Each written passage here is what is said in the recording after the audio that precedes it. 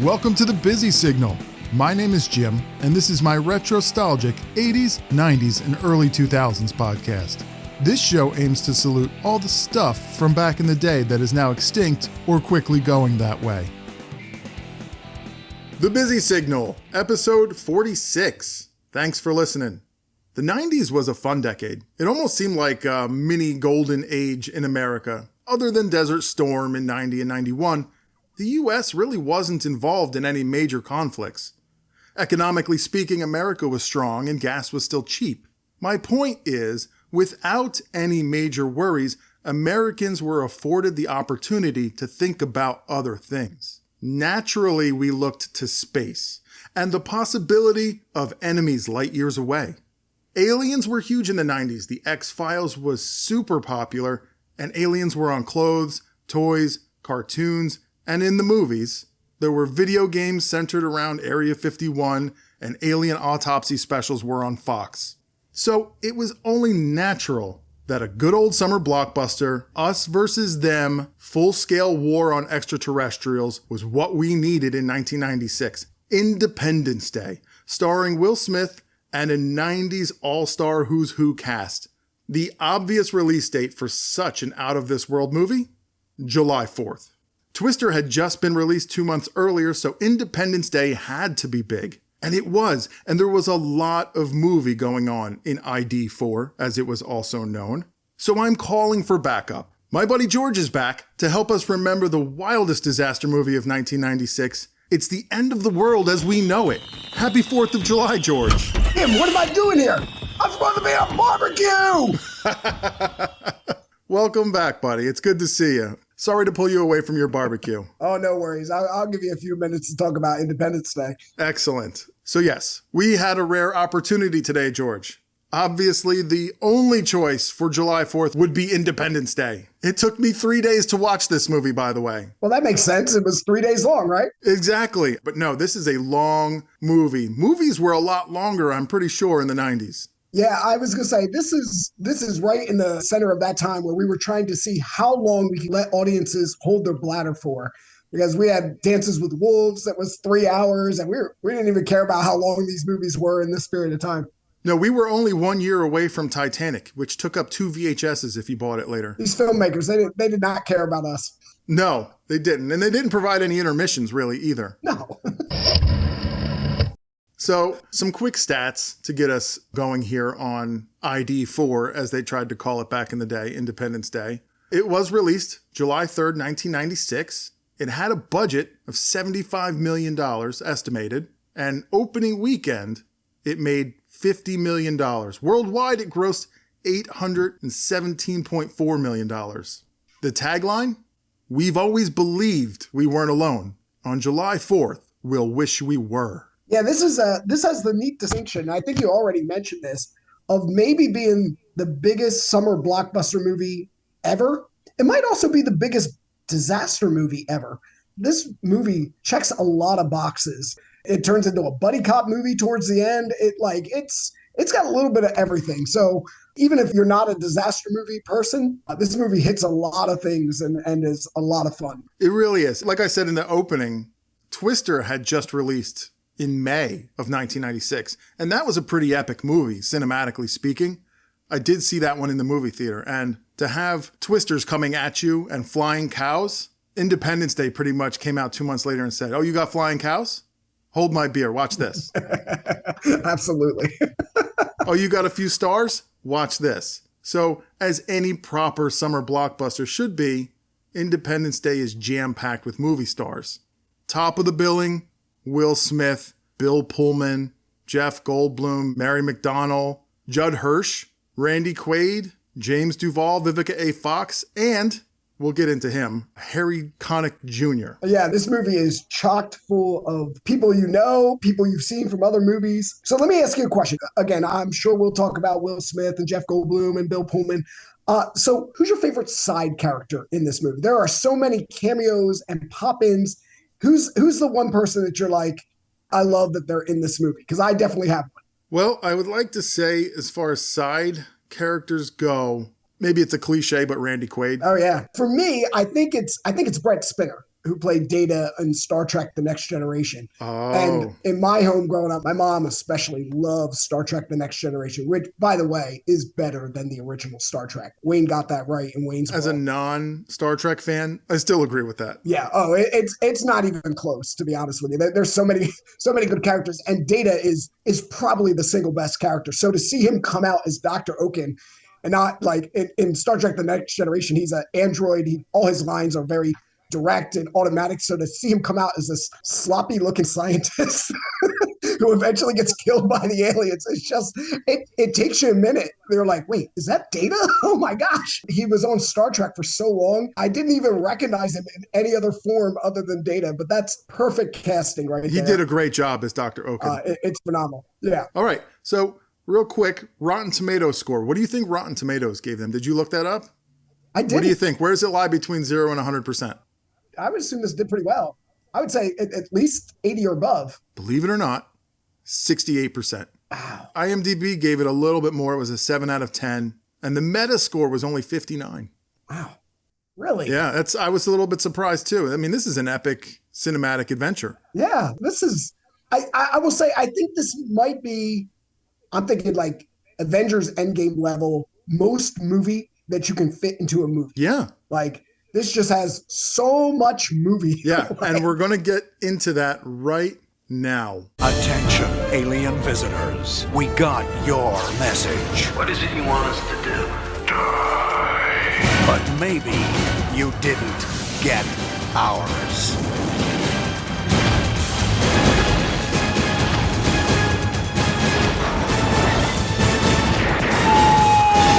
Independence Day.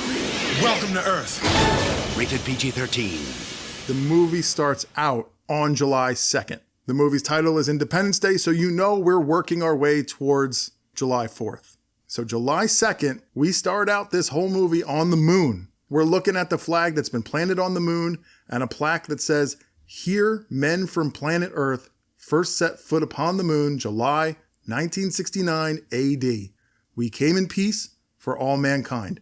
And all of the astronaut signatures are on this plaque. So a shadow is quickly falling across the moon, and we see Earth in the background, and a spaceship is heading for Earth.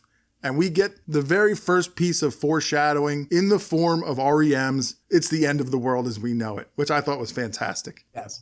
The first 15 minutes of this movie are just nonstop. You're getting characters, you're getting glimpses of the alien ship, you're just bouncing from location to location, person to person, idea to idea, starting to wrap your head around this idea of what would it look like if the Earth was being invaded. The first thing I wrote down is the first 15 minutes of this movie. I just love. There's no going to the bathroom in the first 15 minutes of this movie. You're learning characters. You're fully engaged in this movie from the very beginning, or you're kind of out.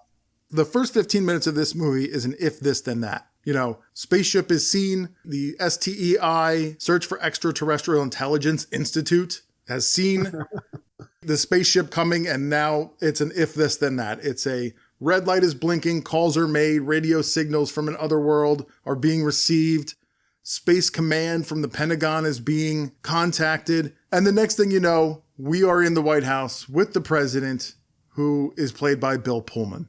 And he's on the phone with his wife, and he has his daughter next to him. The action just keeps changing. We're in New York City. There's a satellite that's crashed into the spaceship that's coming our way.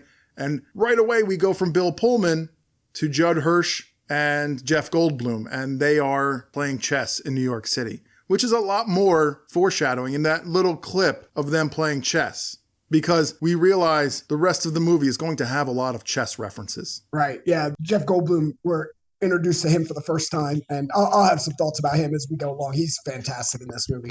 The back and forth between him and his dad is just phenomenal. And there's a lot of that in this movie. This is a fun and pretty well acted. Nobody gets a ton of screen time in this movie, but a whole lot of people cook in this movie. That's for sure. Absolutely. And the Jeff Goldblum, Judd Hirsch scenes are some of my absolute favorite in this movie. It really makes the movie. It's the glue for the movie, and the catalyst is Jeff Goldblum a lot of times. Yeah. Oh, he's great. So we are meeting a lot of people in this first 15 minutes, a lot of characters. We're meeting them quickly. And while we're meeting them, the situation is escalating just so fast. And really, when you think about it, which I like to, aliens, if I saw aliens, things really should start happening pretty quickly, I would think. And this really kind of does a really fun way of presenting it kind of in a realistic way. It's not too fantastical yet, some of the things that they're doing, especially in the beginning. You know, this person's calling this person, we have to institute this. You kind of felt like you were a voyeur behind the scenes in the government, seeing what would happen. And I liked that. Yeah, it was very entertaining. It's not quite Jaws where they don't show the shark until the last, 15 minutes of the movie, but they do a good job of slow playing. I mean, it's a long movie, so I guess they could, but they slow playing the ships. And to be honest with you, the scenes where the ships kind of burst out of the clouds, they reveal the ships at the first time. And I can't imagine that's how that looks. If the ships were really coming through there, they'd be veiled in smoke until they got right over where they wanted. I can't imagine that's how it works in real life, but man, that was a great visual for a movie. There is a bit of suspension of disbelief, for sure. Yes. We now are meeting more characters. We're meeting James Duvall. He is the son of Randy Quaid's character, Russell, who is a crop duster and has probably dusted himself a few too many times and is constantly just hammered. He's just drunk, crop dusting the wrong fields, and he's kind of a little bit of comic relief in something that's been so serious for the last 10 minutes or so. I have no problem with Randy Quaid in this movie. Like you said, I think he brings a lot to the table and in a real serious movie, makes you laugh. But the first thing that popped out to me that I was just kind of out on in this movie was the Russell family. Like anytime we were with those kids, I was kind of like, all right, now I can use the bathroom. Absolutely. And I knew they were mostly there to give us the everyman point of view, but I was just like, all right, can we get to more compelling things? There are aliens to look at. There's Will Smith to hang out with. Like, can I be anywhere but with these people? Actually, I honestly don't believe that his family helps his story at all. James Duvall as an actor, for me, is very, very flat, very one note. His siblings seem absolutely useless. Their story does nothing. Yes, they were. It doesn't make me like the Russell character any more or less, his family. As a matter of fact, I'm just wondering why he didn't leave them behind and say, go find a bunker somewhere. I'm going where I'm going. In a movie that's filled with overacting, they are so bland. Yes. And maybe that's just how they were told to play it, but it was just like, they just felt so out of place in this whole movie. Yep. We see now that smaller ships are detaching from the mothership and they are headed towards Earth.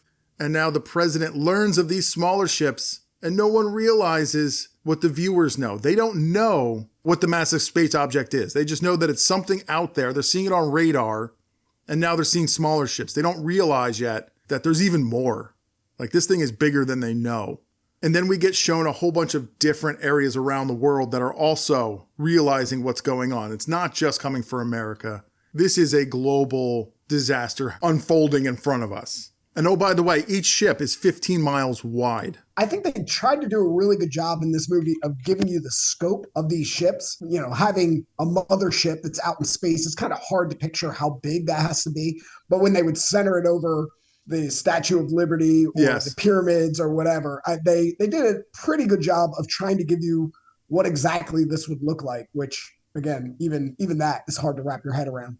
Yep. So the normal stuff that we would think would be happening if aliens are invading is happening. Signals are getting jammed, zero visibility on government instruments. They try to send a couple planes out there to probe and see what's going on with the aliens, see if they can get close. We realize right away that these aliens that are coming are not friendly. As the ship is moving, it's preceded by a massive fireball, and it just swallows our government planes up. And the president's just like, oh, this is not okay. We all need to get to a safe location, except for him. He refuses. I'm not going to a safe location, but everybody else needs to go to a safe location. Which immediately gets destroyed, by the way, so it's probably good they didn't go. Correct. We get that God help us. This is going down now. And we go back to Jeff Goldblum. We realize he's a massive genius and he is decoding a signal. He's on to something. Randy Quaid is nursing a hangover at a diner and we learn why he's a drinker. He is a drinker because he has claimed for years that he has been abducted by aliens. He is the laughingstock of his community. And just then, The diner starts to shake and people start to look scared, except for Randy Quaid. He looks like he's starting to sober up. He knows what's going on here. He's seen this before. Finally, about 21 minutes into the movie, we meet the marquee star, Will Smith. How do you feel about meeting Will Smith 21 minutes into the movie? He is in all of the advertising. He is a huge star in the 90s. This is actually one of the, I think the most brilliant things about this movie is the pacing of this movie is fantastic. There is so much going on in the first 15 to 20 minutes. You don't even realize Will Smith hasn't been in the movie yet. And then once he appears, the movie changes. And there's just like, he is so charismatic. I love that line right after you meet him where Vivica A. Fox says, "You're not as charming as you think you are."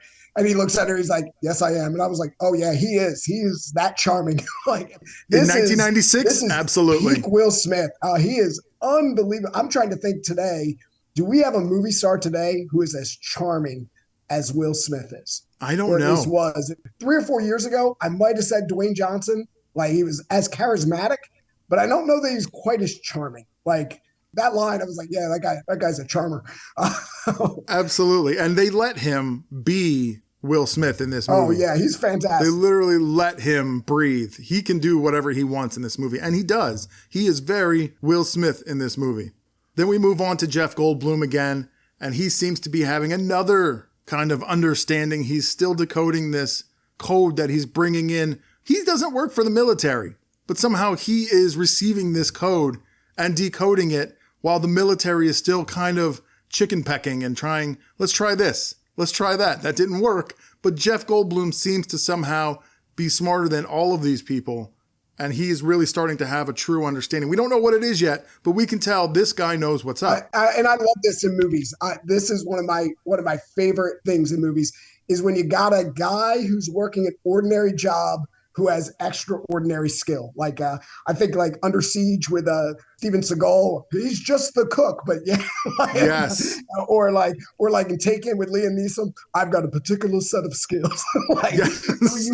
I love when you got these ordinary people, they're working everyday jobs, and then stuff goes down, and all of a sudden they get activated. And Jeff Goldblum is that in this movie. He's a genius who is just happy working on 9 to 5, you know? Yep. But stuff hits the fan, and now he's part superhero. This is all what we dream that we actually are. Like, hey, if things really went down in my home. Push come to shove. Yeah. Meanwhile, the president is going to address the nation. We don't see that just yet, but we realize that this is getting serious enough where the president has to talk to the nation about what's going on. We cut back to Will Smith. Just like you said, we're meeting him in his home. He's just waking up and he is ready to get on with his day. It's a normal day. It's kind of like a Shaun of the Dead. He wakes up and it's a normal day. Everybody is panicking around him and he doesn't understand what's going on yet. David has figured out now that the ships are strategically placing themselves around the world, and the signal that he's been decoding is a countdown. We have 6 hours until, as David says, checkmate. The president makes his address, and we get a little bit of a plot twist. We finally get some character development. We realize that David has an ex-wife who works in the president's cabinet and believes she's the press secretary, is his ex-wife. And he tries to communicate with her. He tries to tell her what he's decoded, but she calls him paranoid and hangs up on him. That's a weird thing to say when there's like spaceships above the White House. Yes, absolutely. I feel like that would be the time for paranoia. Right. We have this unexplained thing he's trying to tell her, and she's like, no, you're paranoid. What? We have anarchy in the streets. Panic is setting in. The president is telling everybody, don't do that, obviously. And hold on, I got to address this because the newscast says, don't shoot at the ships or you may inadvertently start a interstellar war. I had to stop because I live in New Jersey, and last year we had all these unidentified drones that were flying all over. Yes. And they were literally telling us, don't shoot at the drones. That's because it was government. They didn't want you shooting at the government drones. And don't think for a second, I didn't know people who were going to. Yeah, absolutely. No, I knew people, there were talk of it. And I was just like, oh no. You would think New Jersey wouldn't be as backwoods as it can be sometimes. Oh, don't worry. You got to live down in the south part of New Jersey. You're up there. You're up there by New York. You got to come down to the sticks with us, man. My goodness. We got all kinds of stuff down here. I've been there. Trust me. It's a different world. Yikes.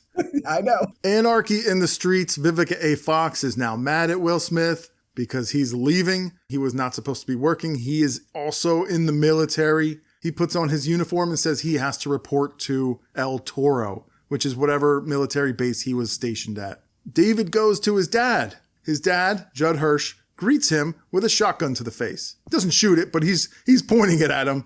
David's dad knows that this is going south. He's armed himself. They get in the car and they are going to drive. Was that a Pontiac? That was an old Pontiac, wasn't it, that they're driving? It's always great to go back and look at the 90s movies and see not only the clothing and the technology, but the old cars, you know. Oh, there's a lot of 90s going on in this movie. I'll hit a couple of them a little bit later on. I have a couple little things too. Did you catch in David's workplace, there was a Fruitopia vending machine? Yes.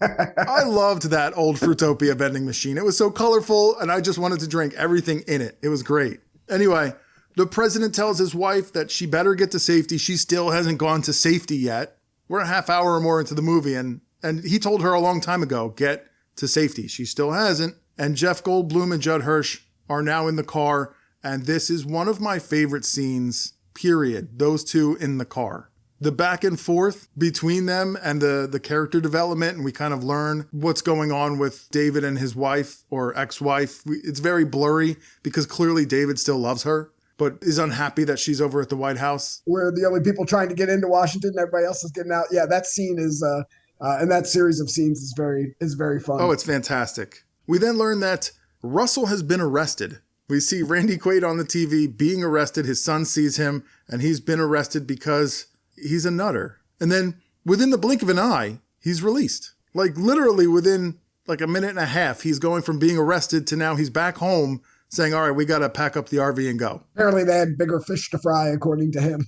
Yes. Steven/Will Smith, we find out he's a captain in the Marines. And we learn that he's been trying to get into NASA. His fellow Marine and best friend, Harry Connick Jr., consoles him when he gets a rejection letter from NASA. And I'll tell you what, if you were to ask me who my least favorite character in this movie was, it is Harry Connick Jr. He is just terrible. Yeah, I'm not sure I can disagree with you. There's a reason that you don't see Harry Connick Jr. in too many movies these days. He's got a sweet voice, but he was a lot in this movie. He was too much. It was an intense overacting. It was so bad. It was so forced. Again, in a movie where there's a lot of overacting going on, he somehow got over top of that. And it was just like, oh, this guy's too much. Even in this movie. Every scene, I was just like, wow, please stop talking. So we find out that Will Smith's wife is not his wife. It's his girlfriend. He's going to try to propose to her. She is a working girl. We'll say that. This is a family show. And she tells one of her coworkers, who is apparently crazy and wants to go and welcome the aliens. Apparently there are a bunch of cultist people that want to hang out on rooftops with welcome signs and welcome the aliens. Will Smith's girlfriend says, please don't do this. Go find safety. And she's going to go do the same. I love how this movie introduces characters just so when the aliens blow everything up, you can actually feel bad. Like, oh, I knew that person. Oh, they got blown up. You got Jeff Goldblum's friend. You've got that girl that's friends with Vivica A. Fox, and you got Harry Connick Jr. It's just like these characters only exist so you can be like, oh, I knew that guy. Oh, he's gone now. Bye-bye. Yeah. Like you said, David and his dad are on their way to Washington, and they get to the White House. They're able to just pull right on up to the front of the White House in their old Pontiac. And David has gadgets. He's got gadgets. He's got instruments. And he puts something on the top of his car, and he triangulates his ex-wife location within the White House. This is 1996. This is future stuff. The technology that we have now was absolutely known and being developed back then, because it's no coincidence that we can do that kind of stuff now. Well, I was going to say that he talks about having an electronic phone book, and I was like, I feel like that first act of the movie is where you get a lot of the 90s reference. He's a cable TV repairman. They reference the X-Files. They activate the emergency broadcast system and we got the test. First time I heard that, I was like, whoa, we actually use this for something? There was newspapers, phone books, all kinds of 90s references that are now gone and hopefully not forgotten. So here's something, and they kind of presented it to us like it was a development, but David's ex-wife, we realize is his ex-wife because of the president. And we assume that, and David assumes that there was some kind of inappropriate relationship between his wife and the president, who is married. So we realized that this is going back some time. It was her career that she chose over him, and that she was unhappy with the fact that he also was just complacent with being a cable repairman, and he's apparently this wicked smart guy, and that there's some kind of really bad blood between the president and David, and it just seems so useless. We find out that the last time that those two were in a room together, Bill Pullman and Jeff Goldblum's characters, David punches, the president in the head. He wasn't the president at the time. There's nothing that comes of this, ever. Yeah. Yeah, this is in a movie that has so much, like you feel like this probably should have been a scene that got chopped from the movie, and maybe there was more that did get chopped, but this doesn't really seem to go anywhere. And to be honest with you, I feel like a little bit hurts the credibility of the movie. It's like, okay, you got these, sometimes it's too coincidental when you have these characters who know each other, but oh well. It's at first they kind of play with it, like the president comes in, sees David and wants to leave, but that's really, after that, it's really silliness, and absolutely does not drive the plot or any kind of character development at all. David tells him that the aliens are using our own satellites to communicate between the ships, and we see that the timer now shows less than 30 minutes. They send up some helicopters.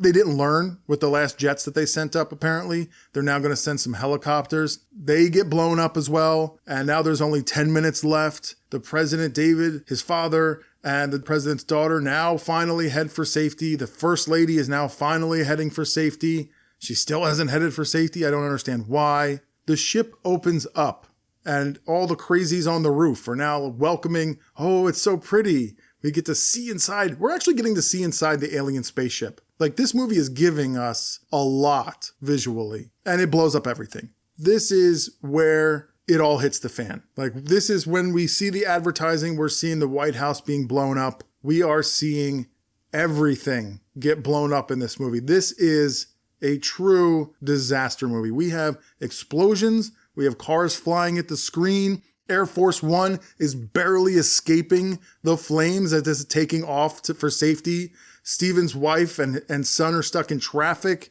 She sees that the explosion is coming their way and they have to make a run for it. And the dog narrowly escapes. I don't even think he got a tail hair singed. This is the funniest part of the whole movie because you've got millions of people being exterminated literally in moments. And you find yourself cheering for this dog. Like, what is wrong with us as people? And listen, the filmmakers know this. They put the scene in the movie. They're like, you know what? We're not going to care about all these people trapped in their cars or just being burned to smithereens. But we got to save that dog. You got to save Fido. And I was right there with him. I'm like, go, Boomer, go. Jump, buddy, jump. Such a daring escape. We are now in the second act, July 3rd. Everything has gone wrong. We have the Statue of Liberty lying in ruins. We have the Twin Towers broken and on fire in the background. And that's an image that hasn't really aged well. Nope. But what it's telling us is they're throwing everything at the wall now. This movie is going for the big shocks. You could never have imagined any of the things that you're seeing right now. The fact that they have aliens attacking 3 separate cities at the exact same time just gave them so many visuals to work on and so many different ways to show the destruction, the chaos, the death. I mean, it is, I have 2 boys that just turned teenagers. And like, even this, I'm like, are they ready to see this? Because it really is a whole lot of death. Yes.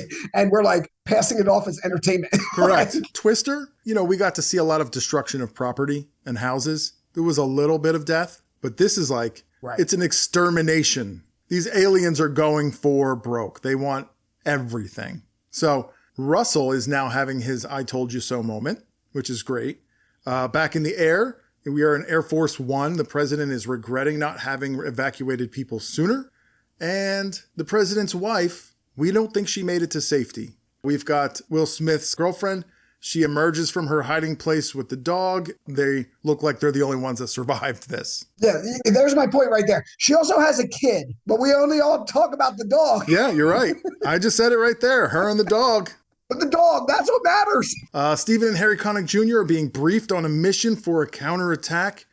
The Will Smith and Harry Connick Jr. chemistry here is just too weird for me. Like I said, it's not working. Like when you're more zany than Will Smith at this point of Will Smith's career, like it's not where you want to be, bud. Yep. So this is a full-on dogfight that we get to see between the military fighter jets and the spaceship, who releases numerous smaller ships. We realize a couple things. The mothership has a force field because, duh, these are aliens. Of course they're going to have a force field. And the smaller ships also have the same force field because, duh, why wouldn't they also have the same force field? This is not looking good for us, and we're getting picked off left and right. Our jet fighters are gone. And oh, by the way, see you later, Harry Connick Jr. Sorry, not sorry. This is the part of the movie where it really feels dark. It's one thing when someone sneak attacks you, but then when you have a chance to, give them their best shot and they are just getting mowed down. They are outnumbered.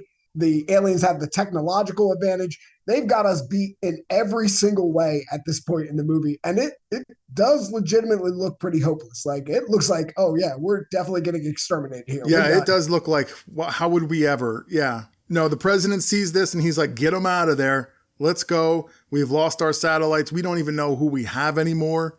This is getting really bad really quick. The aliens now know who's coming after them. They're going right for the military bases and they start wiping out the military bases. Will Smith is the only one, it seems like, that's still out there in the air, and he's being chased down by one of the alien smaller ships, and he's running low on fuel. So his situation is looking bad. And the movie really wants to show us that all of our important structures and natural wonders are destroyed. Like he's flying through the Grand Canyon, it looks like. I believe so, yeah. I mean, where else would that be? Right, yeah. So he comes up with this really cool idea of like, let me just deploy my parachute, blind the alien, eject, and then, cross my fingers after that. And it works. He downs the alien spaceship by doing that. The alien spaceship can't see, and it crashes. And he, conveniently enough, parachutes down a few feet from the alien. We get the full-on Will Smith experience here. That's right. Yes, we get peak Will Smith. Welcome to Earth. Yes, he is hopped up on adrenaline. He is saying all the Will Smith things that he can only say them the way he can, pulls that alien out of his spaceship, punches him in the face. Welcome to Earth. So ridiculous. I could have been at a barbecue today. And I'm not mad about the corny lines. When I was 15 and this movie dropped, Will Smith was the coolest. These corny lines, they were probably super rad. And we're in that time in Hollywood. This is a one-liner kind of time. We're in Predator and Get to the Chopper. Yes. This is what we did in Hollywood. So, and Will Smith was as good at delivering these kind of lines as anybody. So yeah, this is great. It's just the time that it was, and you just laugh and enjoy it. Yep. We are now 1 hour into the movie, and a lot has happened. Like, I'm skipping over things because just so much is happening. So we're hitting all the major points. We go back to Will Smith's girlfriend and son. They're the only survivors. She finds a dump truck that works, and she knows how to drive it, apparently. Despite this massive alien blast that wiped out everything, this dump truck is in working condition, and she straps right in and gets moving. She is going to start picking up survivors. Moving on to Russell's family again, the most useless part of this movie, other than Harry Connick Jr.'s relationship with Will Smith. His youngest son is sick. I actually don't understand it, and I don't really care to understand it, but his youngest son is sick. It just kind of, I don't know, is that supposed to slow them down? Is he sick because of what's happening? I don't know. I don't care. Him being sick has nothing to do with anything because it doesn't slow them down. They're going to keep moving towards their goal. The spaceship is still coming, so why is his youngest son sick? Do you know? Because I don't. No. Again, I think they're trying to get you desperately to care about this little family. And is that it? Yes. Didn't work. They want you to feel something, and yeah. I feel like, can we move to the next scene? Yep. Meanwhile, we also have another person who's getting sick, and that's David on Air Force One. Apparently, he's not good on planes, and his dad's ribbing him for it, giving him a hard time. Things are getting tense on Air Force One between all of the major players, and they are all arguing. And David's dad, Judd Hirsch, inserts himself and pretty much says, if it weren't for my son, none of us would even be here right now, which is a great scene. But ultimately, what is suggested, the president is completely appalled at. the suggestion of nuclear strikes on the spaceships because it would be above American soil, and that's just not okay. Nuclear fallout rain on top of whatever was left of America, and then we get news that NORAD is wiped out and that the vice president and the Joint Chiefs of Staff are all dead. This is getting real grim. It's going from bad to worse to even, like, we're starting to dig our own graves now. The other person that's not happy about nukes is David. He really feels passionate about how this is the worst idea ever. And then we get our own bomb. As an audience, we get a bomb dropped on us. The realization that Area 51 really exists. We've got David's dad going off on another rant about how the government should have done something back in the 40s when aliens visited, but they've done nothing since then but cover it up in Area 51. And the president goes, well, hold on there. The Area 51 does not exist. This is now you're talking crazy talk. And then we get the one general who goes, well, that's not entirely true. Yeah, this seems really good because it takes all the conspiracy theories and makes them all canon here.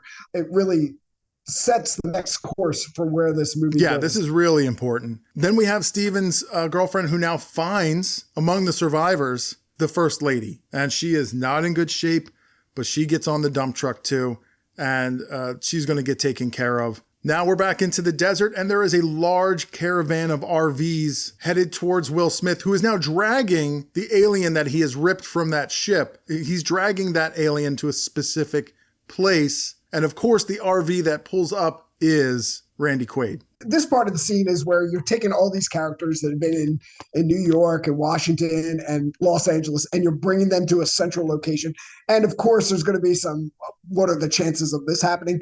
This also really works well. It's like you've got all these people from all these different places that are going to converge on Area 51. And then we've got to do something because we're running out of options really fast. You see how that first 15 minutes of all the introductions have been working purposefully towards the convergence of Area 51, working our way towards the end of this movie, which is so far been more than epic. So far, and we haven't even gotten to the third act yet. This has been huge. But yes, they're in the desert. Randy Quaid now picks up Will Smith and his alien. They're headed right towards Area 51.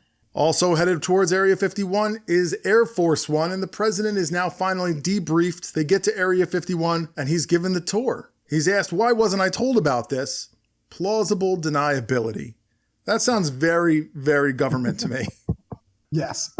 We see that the scientists in the Area 51 are very busy in the clean room, and they're hunched over small tables with equipment, and we meet Dr. Oken. And yikes, this guy is awesome. He's a mess. He is fantastic.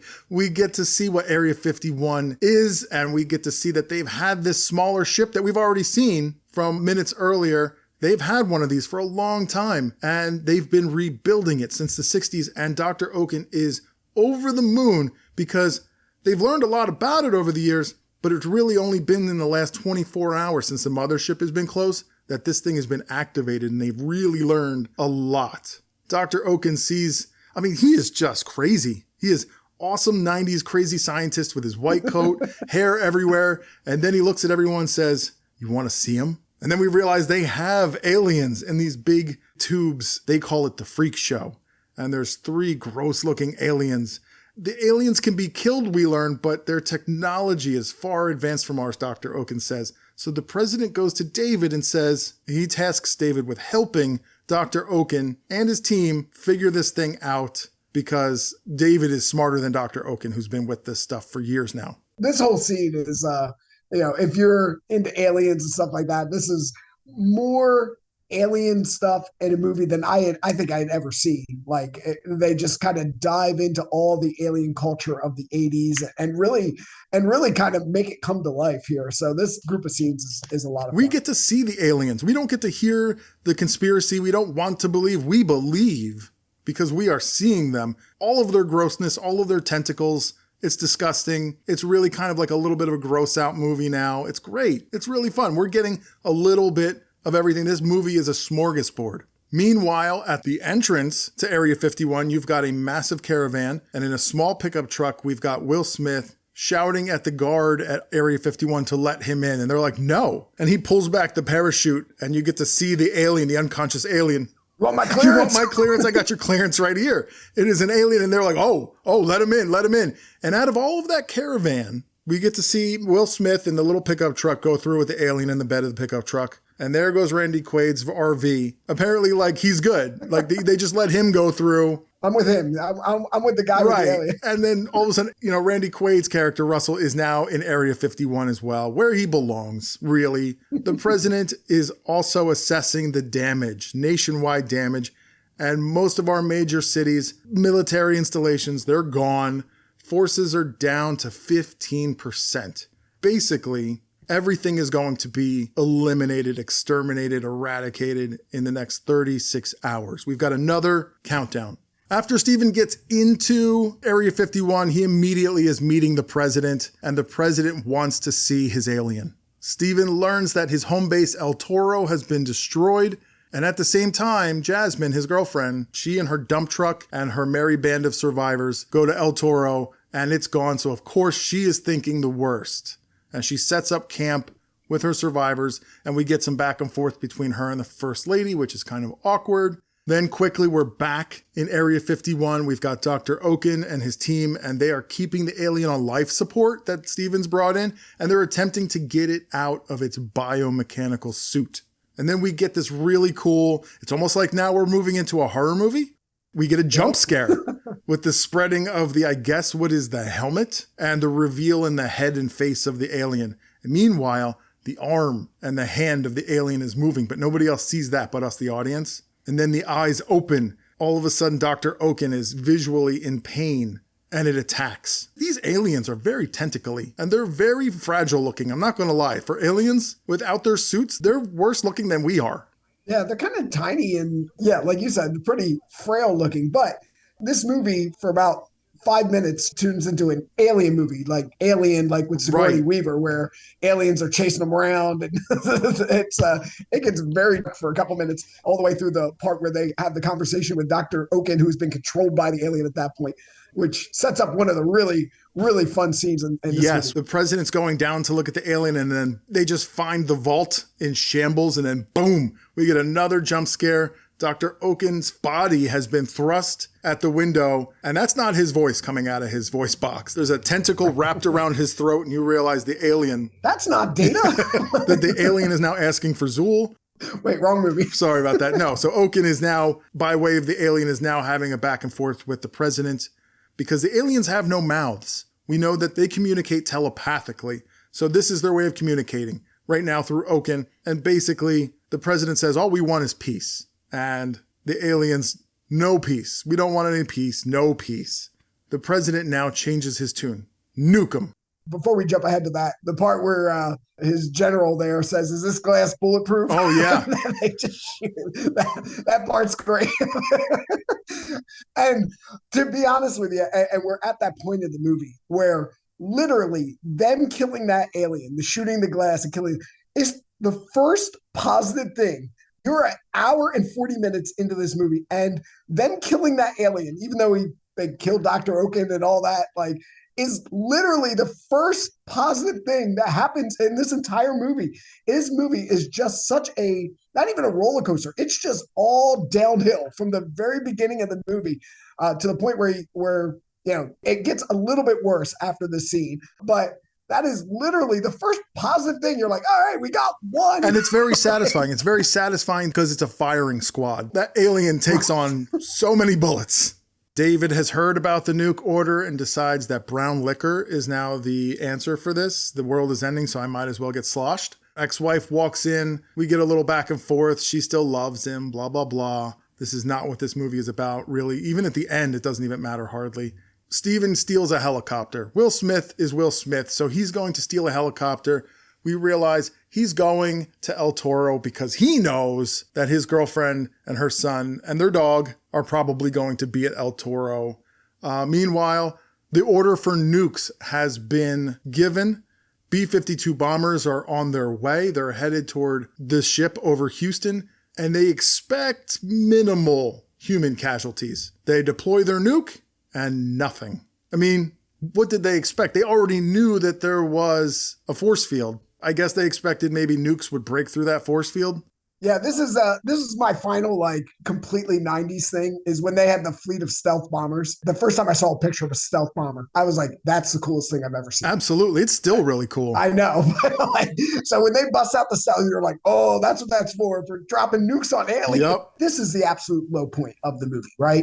They hit them with the nukes. This is the best we have. The nukes can't touch them. You kind of feel like it's over. We've got nothing left. That's it. Game over. Like, it's just a matter of them finishing flying around the world, destroying all the cities. Yep. Meanwhile, Steven lands in El Toro, picks up his girlfriend, picks up the dog, picks up the first lady, brings them back to Area 51. Oh, and his kid. Yes. The president then gets reunited with his wife, and they can't save her. They keep her alive for a little bit, but she doesn't make it. It doesn't even seem like he really has time to deal with that because the passing of the first lady is really kind of just glossed over here. I was thinking about that when I'm watching the last scene. The president's daughter is like, "Oh, Daddy, we got fireworks." Oh my gosh! He's like, "Oh, have I told you your mother's died yet?" Because I'm not sure he actually. No, he never tells her in the movie. She's sleeping. Does he ever tell her her mom died? Maybe he waits a day or so. Maybe July 5th. You don't want to tell a child on a holiday. Anyway, moving on. I mean, this is a really important holiday now. It's double important. So let's not cloud it with the death of your mother. No, not one bit. Speaking of July 4th, the holiday, we are now in Act 3. It is July 4th, and David is having a drunken fit of rage. His dad talks him down and tells him to get up off the concrete floor before he catches a cold. And David has an epiphany in the form of a cold, a virus, a computer virus that he is now thinking that he can deliver to the mothership. It will infect the other ships because they're using our satellites. And then if they get their shields down, we can destroy them. And someone will have to fly the old spaceship towards the mothership, dock, and then cause the explosion. It's the old Trojan horse. We're going to trick the aliens by thinking that we are one of them and we get inside the mothership. That is what David comes up with because he's sober now all of a sudden.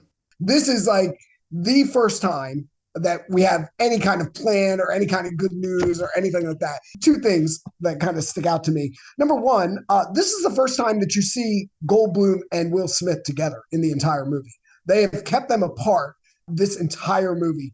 And man, the second that they're on the screen together, they have such great chemistry from moment one. You're like, oh, I want to hang out with these two guys. And every moment in the rest of this movie that they're together is just must-see television. It's absolute gold. This is the complete opposite of the relationship that we saw that supposedly was years long with Harry Connick Jr. and Will Smith. Oh, yeah. The snarkiness that they immediately have with one another is just fantastic. The other thing about this is this whole plan is the most 90s plan ever, right? If we're in the 90s and we want to stop aliens, what do? Let's give them a computer virus because everybody just gives it. The only thing they stopped short of was throwing me a 3 1/4 inch floppy because usually that is how you save or destroy the world in a 90s movie. Listen, the last act of this movie is fantastic in a lot of different ways. And it's campy and they dig into it, really. Of course, Steven volunteers to fly. The president approves of this. And the president fires his Secretary of Defense because he's just been a Poindexter the whole time. He didn't tell us about Area 51. He got excited, way overexcited when the nuke was deployed. He's just a tool bag and deserved to get the axe here. The attack is in 5 hours and the military is short-staffed. We are looking for flight experienced people. Enter 3 sheets to the wind, Russell. I know how to fly. He is eager and ready for revenge. David is now also going on this mission because it's his plan. He's the only one that can deploy the virus to the mothership. And Steven is now slapdash marrying Jasmine. This all happens very fast. And before you know it, we are now with the president in front of all the troops. He is giving one of the most brave-hearted speeches we get in cinematography. I was going to say, if I have to be honest, I don't actually think Bill Pullman is all that great in this movie. He tends to overact, over-deliver his lines through 90% of the movie. And somehow is very dry while doing it. Yes. For someone who got elected because he was young and charismatic, he is not charismatic at all in this movie. That being said, what he delivers here in this speech makes up for everything else in this movie. This speech is so fantastic. It is so well delivered. It is truly a piece of cinematic art. This is great movie making. This is where Bill Pullman gets to have his BA moment, because he tells everybody it's the 4th of July and we are fighting for freedom again. And then he himself gets in a fighter jet. It doesn't get any more BA than that. And you have some of the greatest overacting. You got the one guy that's giving the hard salute, the other guy with the machine gun is just shooting in the air. I was like, all right, yeah. I guess in this post-apocalyptic world, and that's literally what we're in at this point, is I guess all that's okay, but it's just, man, it is. There's no rules now. Yeah, it's very dialed up in this part of the movie. But I guess, hey, you know what? You're the remnant, right? So yep. David has a moment with his dad. David and Steven get in a spaceship. The convergence is happening. Russell is getting in a jet. The spaceship takes off for the mothership.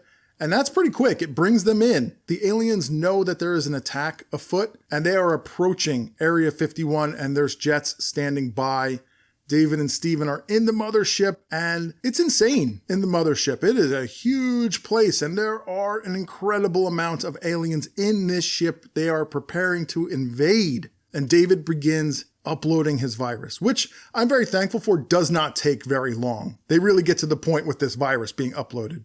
But meanwhile, the president is now in a jet. The jets are taking off. It's go time. Aliens have engaged with the jets. We have another dogfight over top of Area 51. David and Steven are now stuck in their ship inside the mothership, and they have to hide behind the seats because the alien that controls the landing and taking off notices something is off. This is really funny. This is a great scene. The spaceship then settles over top of Area 51 and prepares to fire its death ray. The president takes a shot from his jet and he misses, and he's all out of missiles. However, Russell has one missile left and it jams. And then he decides to do the most noble thing. He's going to deliver his missile personally. Yeah, this is, I both love and hate these scenes in movies where you have that, they do that one thing, the MacGuffin thing that destroys their whole army or their whole ship and stuff like that. We're hitting the ship with hundreds of missiles, but we're going to fly into this one spot and the whole thing is going to blow. This is how we blow up the Death Star. This is how we destroy the Chitauri in Avengers. This is how we bring down Thanos with like, it's that one thing that takes care of everything. It was a great scene. It was satisfying, but it was so goofy. They really leaned into it. I mean, his face is lit up green because aliens are green. I'm back, delivering his bomb to the aliens for his ultimate revenge. So let me propose that we should be remembering every 4th of July, 1996, Russell paid the ultimate price for revenge and the human race. And there has to be at least one statue or a library somewhere named in his honor. Yeah, I don't think we should do that. We then have the president who says, spread the word. We know how to destroy these things. And David and Steven deploy their timed nuke and they have to get out of there. It's a very dodgy and close escape, but they get out, they deliver their bomb. You're more computer savvy than I am. So let me ask you a question. I don't know if you've ever hacked into anything, but everything I know about hacking comes from watching movies. And apparently when you hack into a system, are you required to put some kind of skull and crossbones on the screen or some kind of like something that says, like, because every time I see hacking going on in a computer, there's always some little goofy screen that comes up that laughs at the person who's getting hacked. Is that how that works? That's almost like an 80s hacker type calling card. Like that's so cliche at this point in 1996. I wasn't sure if that was like, technically how you had to do it. I will not confirm or deny that I've hacked anything. However, if I had, that's never happened, theoretically. Oh, okay. But in 90s movies, it's a must. Has to happen. For sure. It's the only way the stupid audience can know that the hack worked. Well, I'm one of those stupid people, so. So ships are going down all over the world. Humans are winning. David and Steven crash in the desert not too far from Area 51. They are cool dudes walking in the desert and everyone is happy. There's quote unquote fireworks. Daddy, where's mommy at? She's missing the fireworks. Got bad news for you, hon. Okay, so almost everybody's happy, or at least they're happy for the 4th. The 5th, they'll find things out. But yeah, that is the end. It is a very quick end to a very long movie that was very fast moving. It's almost exhausting, this movie. Yeah, this movie ends almost as abruptly as Transformers. Like, Yeah. it's not quite Unicron's head flying around, but like we're on to the credits pretty quick. Very quickly. There's no extra things in the credits. This movie, boom. It did what it came to do, and it did it well. Done. All right, Jim, give me 2 things that happen the next day in Independence Day. What happens the next day? 2 things that happen the next day. David and his ex-wife get remarried. Okay, all right, that makes sense. And I'm telling you, there's talk for a Russell statue. Maybe a Russell David and Steven statue. I think you're going to get the Star Wars scene at the end where Luke and Han get the medals. You got that for Will Smith and Jeff Goldblum. 100%. Oh, and by the way, also achieved world peace, because we know when they got the worldwide forces together, like you got Israelis and Iraqis talking to each other. Like we're all friends now because the aliens have brought us all together. We all came together united with one foe. It was the first time in history that this was possible and was carried out completely. No hitches. We legitimately get the Rocky IV ending where Rocky ends the Cold War. Like the aliens end the Cold War and the world has peace now. This was a great movie. And I watched it one time exactly in 1997, probably rented it from Blockbuster. And it took me another almost 30 years to watch it. And I think I'm good. Wow, you have not. Wait, I didn't know this. You have not watched Independence Day? Wow. Never again. Oh my goodness.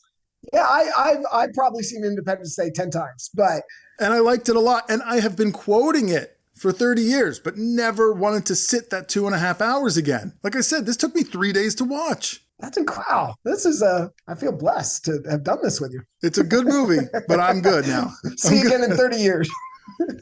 Absolutely. And with that, I will thank you for coming.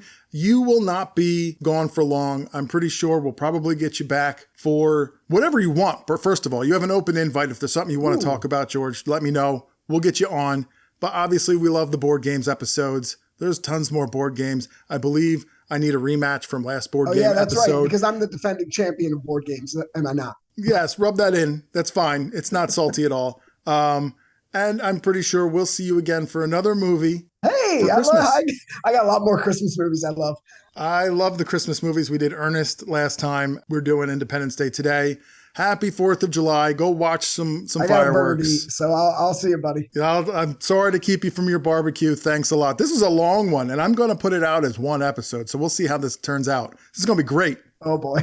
Well, for those of you who are still listening, thank you so much. We love you. Happy 4th of July, Independence Day. See you later, buddy. See ya. There it is, the mothership of all disaster movies. And I'd like to thank my buddy and friend of the show, George, for coming on and talking some ID4. Be sure and hit up the show's Instagram page for more Independence Day fun, trailers, and whatever other fun I can dig up. Every week on the gram, the show has a theme. You can find all that and loads more retrostalgic goodness at Busy Signal Cast. So hit that follow button. If you liked this episode, tell a friend. The more ears, the better. You and your friends can find the Busy Signal for free everywhere you get your pods. Apple and Spotify? Yeah, the Busy Signal is there too. You can tickle the subscribe button and never miss out on the fun. While you're there, be the awesome human you are and leave a 5-star rating or a positive review. Well, this has been pretty epic. So everyone, have a fun and safe Independence Day. Thanks for hanging out. Catch you later. Once again, I'd like to say thanks for listening. And as always, you can listen to The Busy Signal everywhere quality podcasts are streamed. Hit the subscribe button to have a new episode delivered directly to your favorite device every other Friday. If you really like the show, leave a 5-star rating or a positive review on Apple and Spotify. That lets everybody else know to come check out what you already think is awesome. You can also head over to Instagram and follow the show at Busy Signal Cast for even more retrostalgic content. I share a good amount of fun stuff that isn't mentioned on the episodes. While you're there, say hi in the comments. Don't be shy. And until next time, remember, reach out and touch the past.